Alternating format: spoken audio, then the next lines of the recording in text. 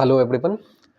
सो equity update के इस video में हम लोग आईपीओ अपडेट के रिगार्डिंग बात करते हैं। तो 11 दिसंबर 2024 से जो आईपीओ लाइव होने जा रहे हैं, बेसिकली 3 आईपीओ लाइव होने जा रहे हैं। उसमें से विशाल मेगा मार्ट, इस आईपीओ का जो है डिटेल डिस्कशन हम लोग यहाँ पे करते हैं। यहाँ से हम लोग ये डिसीजन बनाने की कोशिश करेंगे बेसिकली कि इसमें हमें लिस्टिंग इनके लिए अप्लाई करना चाहिए या नहीं।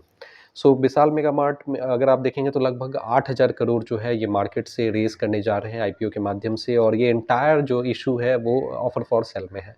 सो ऑफर फॉर सेल में बेसिकली कहने का मतलब ये हो जाता है कि ये जो एंटायर अमाउंट है, ये बेसिकली एग्जिस्टिंग इन्वेस्टर जो हैं वो अपना स्टेक सेल आउट कर रहे हैं, उसके हिसाब से ये एंटायर अमाउंट उनके इंडिविजुअल अकाउंट में जाएगा, ये कंपनी के ग्रोथ में नहीं आएगा। सो यहाँ पे इस हिसाब से थोड़ा ये नेगेटिव साइड चला जाता है, क्योंकि ये जो भी यहाँ से पब्लिक से मनी रेज किया जा रहा है वो कंपनी के ग्रोथ में यूज़ होने वाला नहीं है। एक बात तो ये आप मान लें। वैसे भी विशाल मेगा मार्ट अगर आप देखेंगे तो ये कंपनी जो है ये वन स्टॉप सॉल्यूशन प्रोवाइड कराती है। जैसे आपने विशाल मेगा मार्ट के आई एम श्योर कि जो आउटलेट्स हैं वो ज़रूर आपने एक्सप्लोर किए होंगे। ये basically lower middle class income group को या मिडिल क्लास इनकम ग्रुप को जो है कैटर करता है। वन स्टॉप सॉल्यूशन होता है जहाँ पे आप एप्पल्स, ग्रॉसरीज और भी बहुत सारे आइटम्स जो हैं वो परचेज आप कर सकते हैं। सो ये आईपीओ जो है 11 से 13 दिसंबर तक के लिए ओपन रहेगा। 11 दिसंबर से इसकी ओपनिंग हो रही है और 13 दिसंबर को इस आईपीओ का क्लोजिंग डेट होगा। फेस वैल्यू अगर आप देखें तो 10 रुपये का है। प्राइस बैंड इसका 74 रुपीज़ से 78 रुपीज़ के आसपास में देखने को मिलेगा, यानी कि कट ऑफ प्राइस इसका 78 रुपये 78 रुपीज़ का है। एक एक लॉट में इसके 190 शेयर्स होंगे, 190 शेयर्स जो होंगे एक लॉट में होंगे, और एक लॉट की कीमत जो है वो 14,820 रुपीज़ रहने वाली है। वैसे भी ये एक मेन बोर्ड आईपीओ है, और मेन बोर्ड आईपीओ में अगर आप देखेंगे तो एक लॉट की कीमत अराउंड 15,000 के आसपास में होता है। हमने पहले भी डिस्कस किया है कि अगर आप देखें तो जो आईपीओ होते हैं वो नॉर्मली 2 मोड में लिस्ट होते हैं, मार्केट में आते हैं। एक तो आपका एसएमई आईपीओ होता है, दूसरा आपका जो सेगमेंट होता है वो मेन बोर्ड आईपीओ का होता है। एसएमई सेगमेंट जो होता है उसमें स्मॉल एंड मीडियम एंटरप्राइज के लिए जो है वो एब्रिविएशन एसएमई हम लोग यूज़ करते हैं। तो एसएमई आईपीओज जो होते हैं नॉर्मली अगर आप देखेंगे तो इनके लिस्टिंग क्राइटेरियाज जो होते हैं वो थोड़े आप ये समझे कि थोड़े रिलैक्स्ड नॉर्म्स के साथ में ये आते हैं। इनको थोड़ी छूट दी हुई रहती है, और ये आप ये समझे कि ये इस हिसाब से रिस्की अकाउंट होते हैं। इनका ट्रैक रिकॉर्ड या ये जो कंपनीज़ होते हैं बहुत बड़ी नहीं होती हैं, और या इनका जो हिस्टोरिकल डेटा भी जो होता है वो बहुत ज़्यादा ओपनली अवेलेबल नहीं रहता है। इन जनरल ऐसा सिचुएशन देखने को मिलता है। इस हिसाब से ये रिस्की काउंट होते हैं। सो अगर आप एसएमई आईपीओ में इन्वेस्ट करते हैं तो आप अपना ड्यू डिलिजेंस ज़रूर आप लें, प्रॉपर वे में रिसर्च ज़रूर करें। और इस हिसाब से एसएमई आईपीओ में आप समझे कि रिटेल पार्टिसिपेशंस को थोड़ा डिस्करेज किया जाता है, ताकि स्मॉल रिटेल इन्वेस्टर जो है इसमें ना फंसे। और ये देखने को मिलता है इसके लॉट की कीमत में, एक लॉट की कीमत लगभग 1 से 1.5 लाख रुपए होती है एसएमई आईपीओ में। हालांकि एसएमई आईपीओज में बहुत छोटे कंपनीज भी होती हैं जो आगे जाके वंडर्स क्रिएट कर सकते हैं। तो ये कहना कि सारे एसएमई आईपीओ बेकार होते हैं या फिर ख़राब होते हैं, ऐसा कोई भी इंप्रेशन यहाँ पे नहीं दिया जा रहा है। एसएमई आईपीओ चूँकि स्मॉल कंपनीज होती हैं, ग्रोथ पोटेंशियल उसमें हायर हो सकता है, लेकिन वही है कि आप कंपनीज अगर बढ़िया सेलेक्ट करते हैं तो ही जाके ये बेनिफिट आपको देखने को मिलेगा। इसके अलावा जो मेन बोर्ड सेकंड जो सेगमेंट की अगर हम लोग बात करें तो सेकंड मोड जो आईपीओ लिस्टिंग का होता है वो मेन बोर्ड आईपीओ के हिसाब से होता है। मेन बोर्ड आईपीओ में जो लिस्टिंग क्राइटेरियाज होते हैं वो थोड़े ज़्यादा या जो होते हैं वो टाइट होते हैं, आप ये समझ लें। और यहाँ पे रिटेल पार्टिसिपेशन आपको ठीक ठाक देखने को मिलता है। एक लॉट की कीमत यहाँ पे लगभग 15,000 के आसपास में देखने को मिलती है। ये सिचुएशन होता है।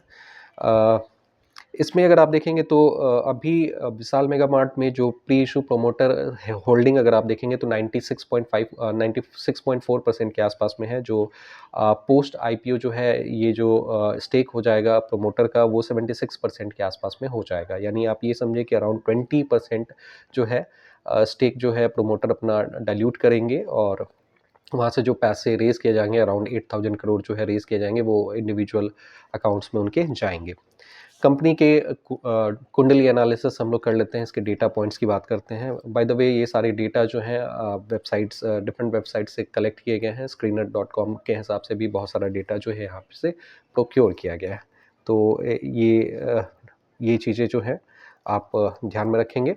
बहुत सारे डिफरेंट सोर्सेस से ये सारे डेटा प्रोक्योर किए गए। सो मार्केट कैप के हिसाब से अगर आप देखेंगे तो अराउंड 35,168 करोड़ इसका मार्केट कैप है। प्राइस टू अर्निंग अगर आप देखें तो 77.6 का प्राइस टू अर्निंग है, और जबकि इंडस्ट्री एवरेज अगर आप देखेंगे तो 37.3 का आपको इंडस्ट्री एवरेज देखने को मिलेगा। सो प्राइस टू अर्निंग के हिसाब से देखेंगे तो ये शेयर जो है, ये आप समझे कि fully priced over valued zone में है। आरओसीई का लेवल 11.4% आपको देखने को मिल रहा है। आरओई जो है 8.41% आपको देखने को मिल रहा है। पिछले 3 साल का एवरेज सेल्स ग्रोथ अगर आप देखें तो 26% देखने को मिल रहा है। Debt to equity comfortable zone में है, 0.24% का लेवल है। डेट टू इक्विटी नॉर्मली 0.5 से कम होता है तो कंफर्टेबल माना जाता है। डेट टू इक्विटी कहने का मतलब ये है कि कंपनी पे जो कर्ज है वो कितना है। सो कंपनी का जो अपना इक्विटी है उसके मुकाबले अगर आप देखेंगे तो 24% के आसपास में डेट है, आप ये समझ लें। तो ये कंफर्टेबल जोन माना जाता है। सेल्स ग्रोथ जो है स्टेडी है, और आगे ये उम्मीद की जा सकती है कि विशाल मेगा मार्ट में जो है आगे फर्दर सेल्स ग्रोथ भी जो है वो इस तरह के ट्रेंड ये दिखाएगा। सो वैसे ये शेयर जो है ये फुल्ली प्राइस्ड आपको देखने को मिलता है। नॉर्मली ये कंपनी जो है, इस तरह की कंपनी जब लिस्ट हो रही होती हैं तो बहुत बार ऐसी कंपनीज मार्केट में लिस्ट होती हैं, रिटेल पार्टिसिपेशन के लिए आ रही होती हैं, जहाँ पे दूध से आप समझे कि क्रीम जो निकाल लिया जाता है तो बाद में जो बचा हुआ मिल्क कंटेंट होता है वो बेसिकली सर्व किया जा रहा होता है। तो ये कुछ उस तरह का है। बहुत ज़्यादा आगे चूँकि ये स्टॉक जो है ये कंपनी जो है ऑलरेडी काफ़ी बड़ा चेन में है। हालाँकि इसका मार्केट कैप 35,000 करोड़ के आसपास का है अभी। आगे ग्रोथ के चांसेस रहेंगे, और ये उम्मीद की जा सकती है कि आगे भी जो है इसमें जो ग्रोथ अभी हमें देखने को मिल रहा है आगे भी हमें देखने को मिले। हालाँकि बहुत ज़्यादा चमत्कारी ग्रोथ होगा इसके चांसेस थोड़े कम हैं, but still medium to long term के हिसाब से लोग अगर इसमें पार्टिसिपेट करना चाहते हैं तो उसमें शायद हमें देखने को मिलेगा पार्टिसिपेशन लोगों का। लेकिन जो लोग लिस्टिंग गेन के लिए इसमें प्ले करना चाहते हैं, जैसे ज़्यादातर जो रिटेल इन्वेस्टर जो लिस्टिंग गेन के लिए प्ले करना चाहते हैं उनके लिए अगर आप देखेंगे तो यहाँ पे ग्रे मार्केट प्रीमियम 24 रुपीज़ के आसपास का देखने को मिल रहा है। सो कट ऑफ प्राइस जैसे इसका 78 रुपीज़ आपको देखने को मिलेगा, तो उसके रिस्पेक्ट में देखें तो 30% अराउंड 30% का जो है ग्रे मार्केट प्रीमियम फिलहाल देखने को मिल रहा है, जो कि ग्रे मार्केट प्रीमियम के हिसाब से देखें तो ये ठीक-ठाक ग्रे मार्केट प्रीमियम माना जा सकता है। 30% के हिसाब से आप ये समझें कि लिस्टिंग के साथ में आपको गेन आपको देखने को मिल सकता है। बाय द वे इसकी लिस्टिंग 18th दिसंबर को हमें देखने को मिलेगी। सो ये विशाल मेगा मार्ट के हिसाब से जो है ये डेटा पॉइंट्स हो गए हैं।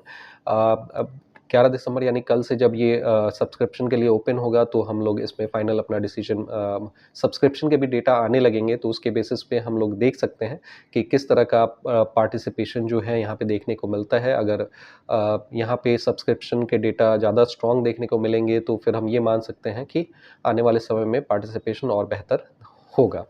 सो आप अपने हिसाब से अपने पर्सनल फाइनेंशियल एडवाइज़र से ज़रूर सलाह लें इन डेटा पॉइंट के बेसिस पे कि आपको इसमें इन्वेस्ट करना चाहिए या नहीं।